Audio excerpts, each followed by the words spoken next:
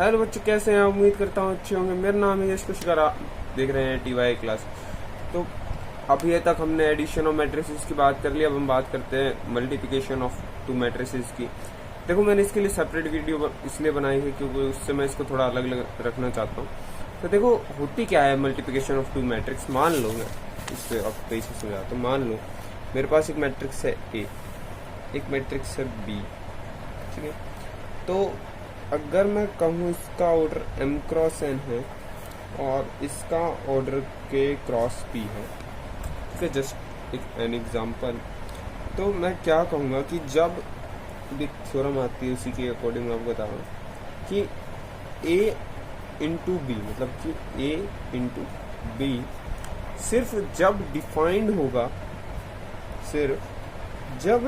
होगा, इफ ये जो n की वैल्यू है, जो a के नंबर ऑफ कॉलम्स है, ठीक है, जो a के नंबर ऑफ कॉलम्स है वो b के k के बराबर, मतलब कि नंबर ऑफ रोज के बराबर हो जाए, तो हम कहेंगे, मतलब कि n is equals to k हो जाए, तो हम ये बात कहेंगे कि a प्लस बी डिफाइंड है, मतलब a इंटू बी डिफाइंड है, यानी ए बी आपका डिफाइंड है, और जो ए बी का ऑर्डर आएगा वो आएगा m और cross p, m cross p के बराबर।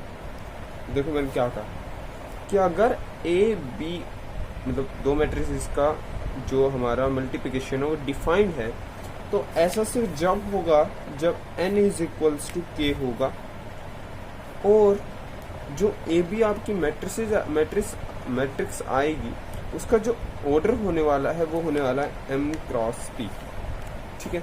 यही बात यहाँ लिखी है। अगर हम ए आई जे एलिमेंट्स वाली m क्रॉस n की एक मैट्रिक्स मान लें, बी आई जे की मैट्रिक्स मान लें, फिर हम कहें कि ए बी डिफाइंड है only and only if number of columns of A is equals to the number of rows of p। वही बात मैंने जो आपको बताई थी, अगर k जो कि इसकी नंबर ऑफ रोज है और n जो इसकी नंबर ऑफ कॉलम्स है वो बराबर हो जाए, मतलब यहाँ आप लिख लो n is equals to k if आपकी जो मैट्रिक्स का आपको ऑर्डर m क्रॉस n दे रखा हो और b का आपको k क्रॉस p दे रखा हो, ठीक है। तो यही बात मैंने यहाँ समझाई है। और जो c का जो नई मैट्रिक्स आपकी c आई है, ठीक है, उसका जो ऑर्डर होगा वो m क्रॉस p का होगा। इतनी बात आपको समझ में आनी चाहिए, ठीक है। अब चलो समझते हैं कि मल्टीप्लिकेशन करते कैसे हैं दो मैट्रिसेस का।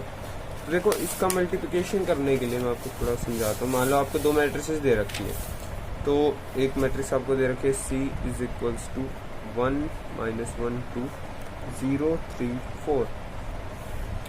b आपको एक मैट्रिक्स दे रखी है, ठीक है, 2 7 -1 1 5 और माइनस। तो सबसे पहले आपको ये देखना है कि इनका ऑर्डर क्या है दोनों मैट्रिसेस का, ठीक है। दोनों का ऑर्डर आपको पता होना चाहिए। तो ये कितने ऑर्डर की मैट्रिक्स है? ये शायद 2 क्रॉस 3 की, चेक कर लो, हाँ 2 क्रॉस 3 की है, और ये है 3 क्रॉस 2 की, ठीक है। अगर मैं कह रहा हूँ CD के बारे में, मतलब आप बताओ CD की क्या वैल्यू होगी, तो मैं CD में मैं क्या कहूँगा, देखो सबसे पहले मैं कंडीशन चेक करूँगा कि क्या जो 3 है वो इस वाले दोनों बराबर है, तो दोनों 3 है तो बराबर है, तो आपकी CD डिफाइंड होगी। और कितने की मैट्रिक्स आने वाली है? 2 क्रॉस 2 की, 2 क्रॉस 2 की मैट्रिक्स। तो ये 2 क्रॉस 2 की मैट्रिक्स आएगी, ठीक है, ये भी बात ठीक है। तो देखो मैं पहले लिख लेता हूँ 1 - 1 2 0 3 4, और इसका इंटू हमें करना है 2 7 -1 1 5 माइनस इससे। और देखो मल्टीप्लिकेशन करते कैसे है मैट्रिक्स का। पहले वाले की मैं लेता हूँ रो, सेकंड वाले, मतलब जो ये आपकी सेकंड वाली इसके ले लो कॉलम। ऐसे इस तरीके से मल्टीप्लाई करते हैं। मान लो, देखो मैं कैसे करेंगे, ठीक है। ऐसे पहले तो आपको ये पता होना चाहिए कि आपको जाना किस तरीके से है। तो पहले वाले एलिमेंट का इसके पहले वाले एलिमेंट से इंटू करवाओ, यानी कि 1 × 2 आपको जाना है विद अ प्लस साइन, मतलब जब नेक्स्ट एलिमेंट पे आप पहुंचते हो आपको प्लस साइन के साथ जाना है। इसका इंटू इसके साथ, तो ये आएगा -1 इंटू -1, फिर ऐड, फिर 2 इंटू 5, इसका इंटू इसके साथ, तो ये 2 इंटू 5। तो देखो इस पर तो मैं एक एलिमेंट आ गया, फिर थोड़ी स्पेस थी उससे मैं यहीं पे जल्दी कर देता हूँ। मान लो फिर अब आपको दूसरे से कैसे जाना है, 1 इंटू 7, 7, -1 इंटू 1, -1, 2, 2, 4, 8, ये आ जाएगी मैट्रिक्स। आया समझ में क्या किया, इसका इंटू इसके साथ, इसका इंटू इसके साथ, इसका इंटू इसके साथ, फिर सेकंड के लिए इसका इंटू इसके साथ, इसका इंटू इसके साथ और इसका इसके साथ, तो ये एलिमेंट आ गया। अब देखो इसको मतलब थोड़ा समझने के लिए अगर मैं ऐसे समझाऊं, मान लो मेरे पास एक स्क्वायर मैट्रिक्स है A11, A12, A21, A22, ये एलिमेंट है उसके कुछ, और इसका मैं इंटू करवा रहा हूँ कुछ और मैट्रिक्स से, मान लो R11, R12, आप बाकी के निकाल लेना, ठीक है, ये आप ट्राई कर लेना, वैसे आंसर गिवन होगा वहाँ पे। तो ये आ जाएगा R11, R12, R21 और R22, ये आपके दो एलिमेंट्स आ गए। अब देखो इसका थोड़ा सेंस क्या है, मतलब थोड़ा मतलब आपको क्लियर करने के लिए कि हम क्यों ऐसा कर रहे हैं, थोड़ा समझ में आ जाएगा, ठीक है। एग्जैक्ट मैं नहीं कह रहा, इसका रीज़न ये है, पर हाँ थोड़ा समझने के लिए ये अच्छा है। देखो ये वाली जो आपकी क्या है, ये है आपकी फर्स्ट रो, राइट। तो किसके बराबर है, मैं कह रहा हूँ ये डिफाइंड होगा 2x2 की है, ये भी 2x2 की है, जो नई मैट्रिक्स आएगी वो भी 2x2 की आएगी, ठीक है। उसके लिए आपको टेंशन लेना, इसकी फर्स्ट रो ले रहे हैं और इसका ले रहे हैं फर्स्ट कॉलम, ठीक है। अब देखो अगर मैं मान लूँ ये जो मैट्रिक्स का जो एलिमेंट आएगा वो आएगा C, तो एक बात बताओ, फर्स्ट रो और फर्स्ट कॉलम का इंटू हुआ है, तो यानी कि फर्स्ट रो और फर्स्ट कॉलम, ऐसे ही first row into second column, तो first row into second column, तो इसका C12 एलिमेंट आ गया। ऐसे इसका C मतलब कि second row first column, second row second column, तो ऐसे आप समझ सकते हो कि ऐसे एलिमेंट्स आ जाते हैं, ठीक है। अब थोड़ा इसमें देखें उन्होंने क्या क्या सेम वही चीज़ की है, 2 इंटू 1 -1 प्लस 2 इंटू 5, तो ये आएगी 13 के बराबर, -2 कैसा आया, 7 -1 -8 मैंने आपको दिखाया था, ठीक है। सॉरी वहाँ -4 था, हाँ ठीक है थोड़ी सी गलती होगी मुझसे, वहाँ -4 था, ठीक है, वो थोड़ा साइन नहीं है तो कोई नहीं। तो ये -8 होगा, फिर ये आएगा 0 इंटू -3 प्लस 20, फिर यहाँ से 0 प्लस 3 -16, ठीक है, ऐसे आ गया। और CD आपकी ये मैट्रिक्स बनेगी। अब यहाँ पे एक चीज़ देखो जो यहाँ लिखी हुई है, नोट, बड़ी इंपॉर्टेंट। मान लो कह रहा हूँ मैं A भी डिफाइंड है, तो इसका मतलब ये नहीं है कि A भी डिफाइंड होगा, मतलब A डिफाइंड हो भी सकता है और नहीं भी हो सकता। देखो जैसे इस एग्जांपल में ही देख लो, ये जो एग्जांपल, अगर मैं इसके लिए DC देखूँ तो D का जो ऑर्डर था वो तो 3x2, और इसका जो मतलब C होगा वो क्या होगा, 2x3 होगा, है ना, ठीक है। DC के लिए 2x3, तो देखो ये भी डिफाइंड होगा, इस वाले केस में DC आपका डिफाइंड होगा, ठीक है। तो कुछ केसेस ऐसे बनेंगे जो आप देखोगे, ठीक है, जब आपका जो 3x2 है, जैसे इसमें तो 3x3 की मैट्रिक्स आएगी, आप D इंटू C भी ट्राई कर सकते हो, ठीक है, तो वो भी डिफाइंड होगा।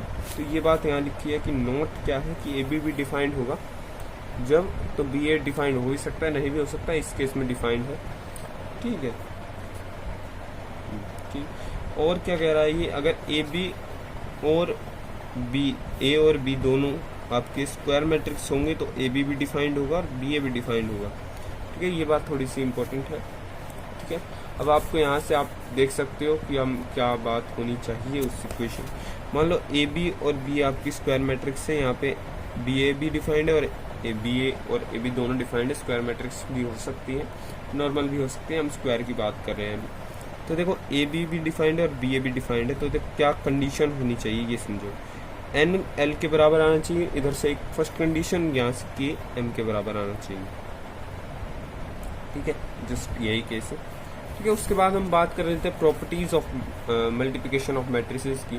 तो ये एसोसिएटिव लॉ को फॉलो करता है, इससे हम बहुत सारी चीज़ें प्रूव करेंगे, बहुत सारी थ्योरम्स हैं जो इससे प्रूफ होती है। पहले एसोसिएटिव, तो इसको मैं कहूँगा बहुत इंपॉर्टेंट है कि इससे हम बहुत सारी थ्योरम्स को प्रूव कर सकते हैं। तो क्या होती है, ए बी, पहले 2 मैट्रिक्स का मल्टीप्लाई कर लो, फिर तीसरी का कर दो, या पहले इन दोनों का कर दो, फिर पहली से कर लो, ठीक है। और ये बात इंपॉर्टेंट है कि both side of equality are defined, दोनों साइड डिफाइंड होनी चाहिए। ऐसा ही नहीं हो कि ए बी डिफाइंड ही ना हो या बी सी डिफाइंड ना हो, ऐसा नहीं होना चाहिए।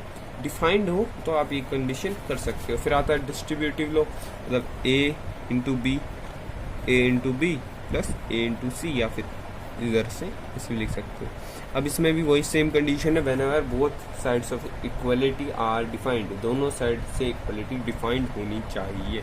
ये बात इंपॉर्टेंट है, बार बार मैं नहीं लिखूंगा, ठीक है। पर आप समझ लेना कि जब भी मैं आपको मल्टीप्लिकेशन का कुछ बताऊं तो आपको सबसे पहले ये पता होना चाहिए कि वो डिफाइंड भी होनी चाहिए।